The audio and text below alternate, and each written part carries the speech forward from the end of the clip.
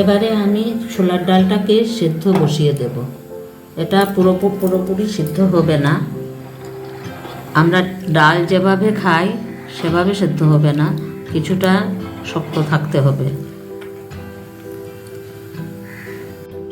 ডালটা আমার মোটামুটি সিদ্ধ হয়ে গেছে, এতটুক সিদ্ধই লাগবে, তার বেশি হলে ময়দাটা বেশি দিতে হবে। মোটামুটি সিদ্ধ হয়ে গেছে, এখন পুরো জলটা আমি ফেলে দেব।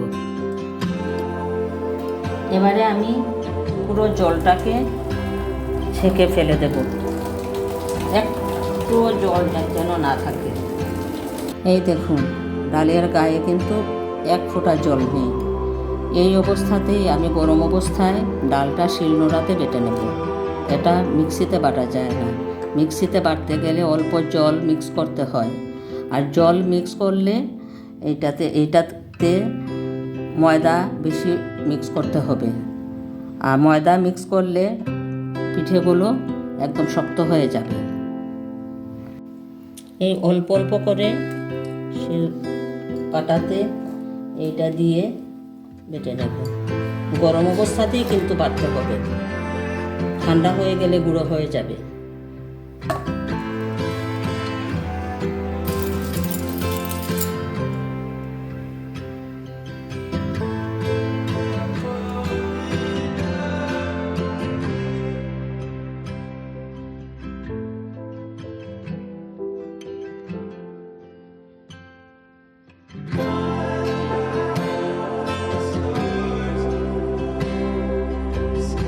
ময়দা নিয়ে এটাকে মাখতে হবে।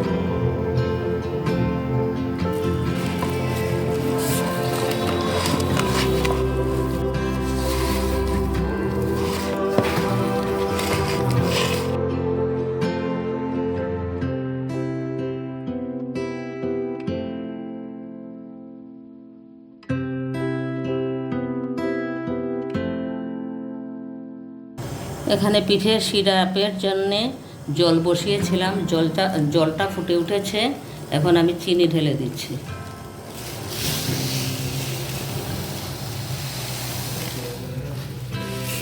সাথে কয়েকটা এলাচ ফাটিয়ে দিয়ে দিলাম।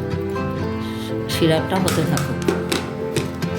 অল্প অল্প করে এই মণ্ডটা থেকে হাতে নিয়ে, অল্প অল্প ময়দা হাতে নিয়ে আমি একটা একটা করে লেচি কেটে বানিয়ে নেব।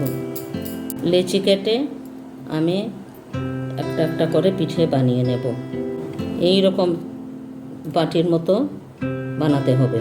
এখন এটার মধ্যে নারকেলের পুর ভরে একটা একটা করে বানাতে থাকবো।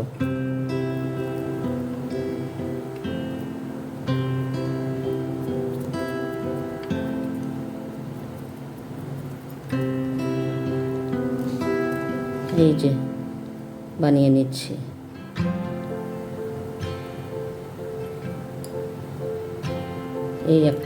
এই একটা দেখুন বানিয়ে নিলাম। এইভাবে করে সেম প্রসেসে আমি আরও কিছু বানিয়ে নিচ্ছি। এই বাটিটা বানিয়ে তার ভিতরে নারকেলের পুর ভরবো, ভরে মুখটা বন্ধ করে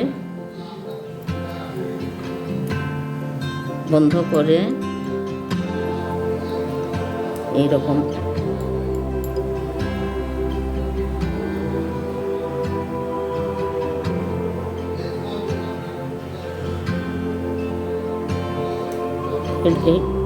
ঠিক এইভাবে সবগুলো বানাতে হবে।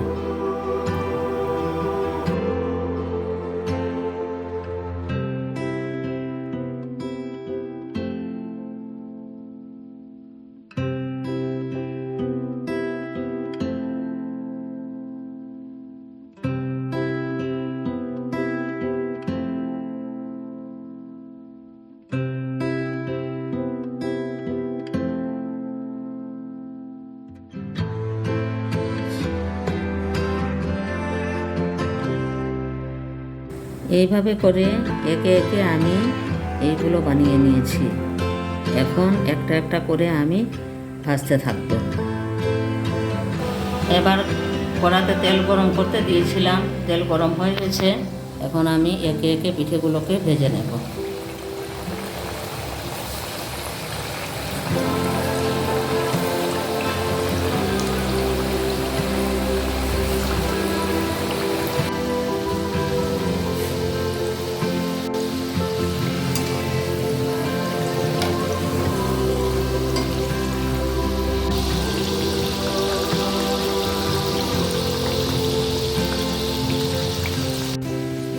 এই দেখুন, আমি এই ছোলার ডালের পুলি পিঠে ভেজে উঠিয়ে নিলাম।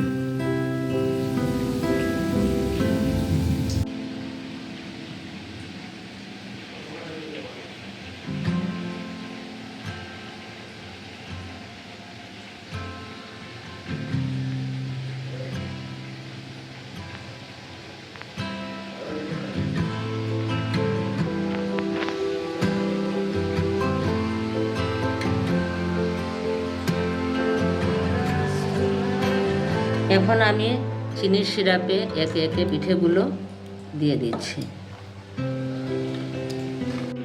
এই দেখুন বন্ধুরা, আমার ছোলার ডালের পুলি পিঠে তৈরি হয়ে গেল। এই দেখুন কতটুকু সফট হয়েছে। কীরকম সফট হয়েছে আমি একটা কেটে আপনাদেরকে দেখিয়ে দিচ্ছি। এই দেখুন কতটুকু সফট। এইরকম করে আমি যেভাবে তৈরি করেছি এইভাবে একবার বানিয়ে খেয়ে দেখবেন। কিছুটা ঝামেলা আছে যদিও, তাও খুবই সুস্বাদু।